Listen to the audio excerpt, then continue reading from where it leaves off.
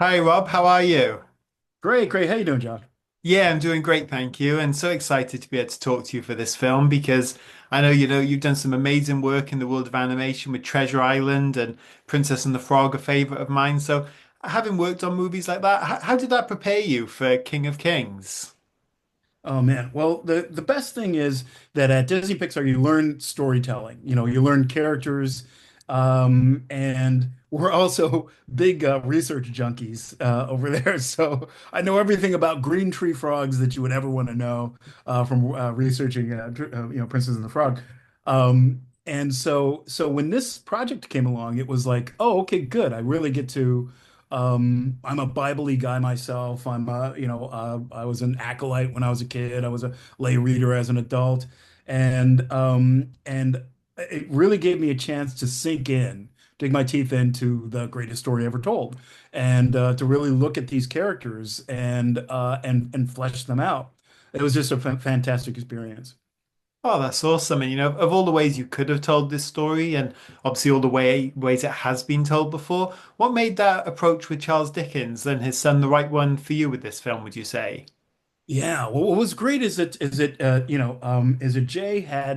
Jay had already kind of taken a swing at this, and I'd seen a bunch of these kind of come and go of like, okay, well, let's tell the story of Jesus, and this one was such a great approach because I'm a dad, I have two sons, and I'm always trying to tell this story to my sons, and you always get to this point where if you're watching a movie or whatever, you have to say like, okay, last 30 minutes, okay, leave the room. You know, leave the room now. I will explain to you what happens later. And the kids are like, wait, wait, I thought this was the greatest story ever told. It is, but the ending, you got to work on it. And so this idea that, here's Charles Dickens. He tells a story to his kids every year, probably twice a year. And that approach of the gentleness that you would take to tell a child this story and the filter of how you tell a child this story to make it exciting for them. That was what really, really appealed to me. This idea of Dickens as a character, his youngest son Walter as a character, um, and a way to tell this story that most kids don't even get to hear until like whatever they're 18 and they're ready for it and by then they're cynical and they've moved on. Yeah, for sure. And you've said a couple of times this is one of the, or the greatest story ever told. And so the way it goes about it, though, obviously Charles's son is almost inserted into the narrative, but not in a way that obviously changes the story because you can't do that. But how challenging was it to take him almost back in time and to make him part of what was going on? Because I think that makes all the difference with how things play out. And I'm sure a lot of kids are going to watch this and they're going to feel that they're there with him in a lot of ways. Well, that's the thing, right? That Walter doesn't want to hear the story. The cat especially does not want to hear the story. And I always find that that's the best. That's just a really great way to tell a story. I mean, Tiana does not want to be a princess. She does not want to be, she doesn't want to live a fairy tale life. She just wants to run a business. And you take that character who's very cynical and walk them through this thing to where the end, where she embraces it, and the audience bursts into tears. And that's what we were trying to do here, where you take the most cynical kid and expose him to this wonderful story, and the story does the work. And that was the brilliance of what Jay and the team wanted to do, and that's the best part of it is at the end of it when you see the audiences and we were there with a bunch of kids and they're all leaning in and you can hear a pin drop. It's like, okay, good, chef's kiss. I think we did what we set out to do.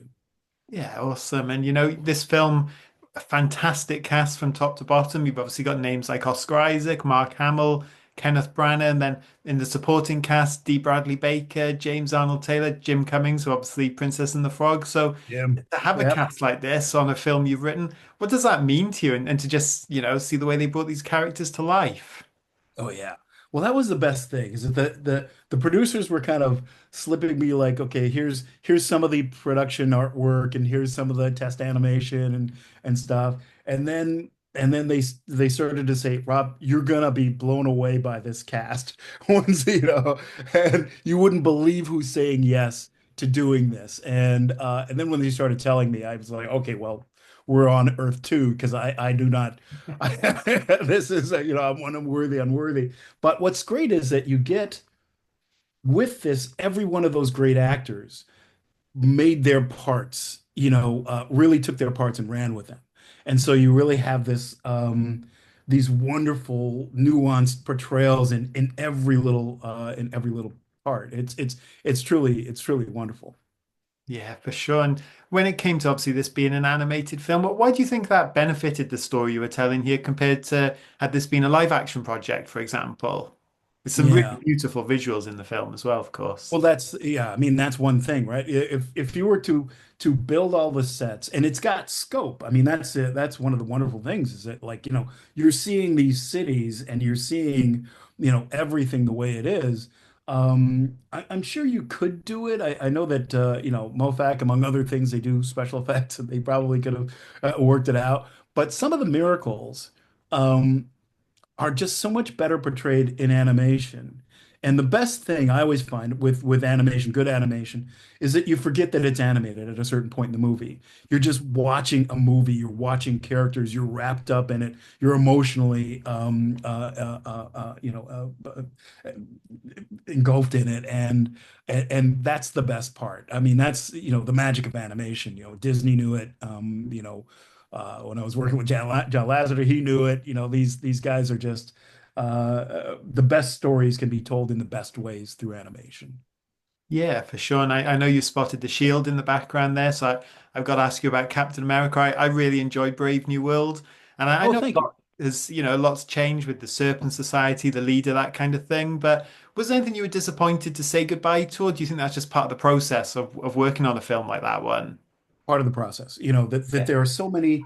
There's this wealth of uh, there's so many comic books. There's so many thoughts and so many everything kind of takes these different roads. And at the end, you just have to make some choices. And not all of the choices are easy. And you just hope to wind up with the best movie. And I think we did. Yeah, and I mean, not everyone can say they've written Harrison Ford as a Red Hulk, so that must have been a really cool thing for you too. What a year, right? What a year. Oscar Isaacs, Ben Kingsley and Harrison Ford and Anthony Mackie. It's phenomenal. Yeah, and I think Brave New World, it was such an important chapter in Sam's story. I've got one of the figures in the background there is Sam in his Captain America costume from Oh Falcon and yeah. the Winter Soldier, and this was a big step I've got the forward. Funkos up here. Ah, awesome. And this was such a big step forward for him being Captain America. So where do you hope to see him go next? I know we know he's going to be back in Avengers Doomsday, but where would you like to see his story go next, having spent some time with that character? Yeah. Well, he's Captain America now. Yeah. So arguably he's running the show. It's I think that's the next step. I'm just guessing as a fan, but I think that's where you go with Doomsday, and you recreate the Avengers as was suggested in the movie. Yeah, just I'm on for the ride now. So I'm just I can't wait for the next one. That's awesome. And of course, you're reuniting with Anthony Mackie for Sneaks, which is coming out soon, I know, in the States. So that an exciting project as well to have brought him into. Oh yeah. Well, Anthony is, you see him in interviews, and he tells his story about Daddy wants a big piece of chicken, and he is hilarious. He's hilarious in interviews, and I always think like as a comedian, he's, it's one of his skills that he doesn't get to show very often, and so he gets to show it in Sneaks, which is great. Oh, for sure. And Angel Studios, back to this film, I think it's so great. They really seem to spread a positive message with the movies they release, and they're big on prioritizing that theatrical experience too. So, what does that mean to you as a filmmaker to work with a studio like that, who are, prioritizing the things that maybe a lot of other studios aren't these days?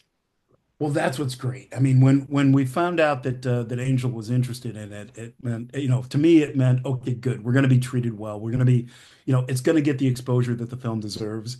That it is.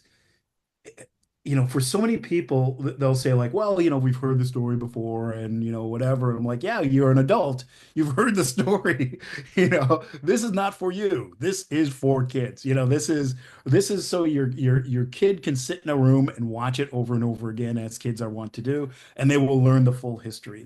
Not just the nativity and the crucifixion. They'll learn, they will learn the whole thing. And so when Angel started going out and the trailers started coming out and you hear all these fantastic actors talking about what the movie meant to them, I think that's a dream come true. I think that, with pre-sales and some of the really great news that's coming out of it, um, it's I think that it will get the the viewing it deserves. And what's better than that? Yeah, absolutely. And what's it been like for you as a writer? Obviously, as you said, you've helped tell this massive epic biblical story, but then you've worked on a modern mythology with superheroes, talking of Captain America. So to balance that, two obviously very different worlds, but similarities in a way with the mythological side of things. What's that been like for you? Because talk about two huge projects to work on in such a close proximity. Yeah. Well, there's a saying at Disney Pixar: be a film goer first, be a filmmaker second, right? So you have the shield and the stuff in the background. I have my Funkos and my Yeah. and my plushies, and I am a fan of these films. The standee for for Falcon was right on my desk as I'm writing it, and I'm like, oh my God, I'm writing this thing, and so and the approach is, write your favorite movie, based on these things. And picture yourself in the theater with your popcorn and with your family, and you get the chance to type what you hope to see on screen. And so that's the thing. So no matter how big or small it is, really you're just trying to entertain. You're trying to give the audience some really fun characters, and you're trying to tell a story in a way where it's truly enjoyable, and hopefully you'll want to see it again and again. Absolutely. And talking of, characters you want to see on the screen, going back to Marvel just a second, are there any other characters in that world you would like to write? You've done the big one in a lot of ways, Captain America, but anyone else on your mind you'd like to maybe help bring to the big screen or just take a crack at? I'm like all of them, I mean, I, uh, I, I just think that the MCU is just such a wonderful, sandbox to play in. That everything. I mean, you saw what James Gunn did with with that the with his movie, Yeah. and to see like what even the side characters are super fun.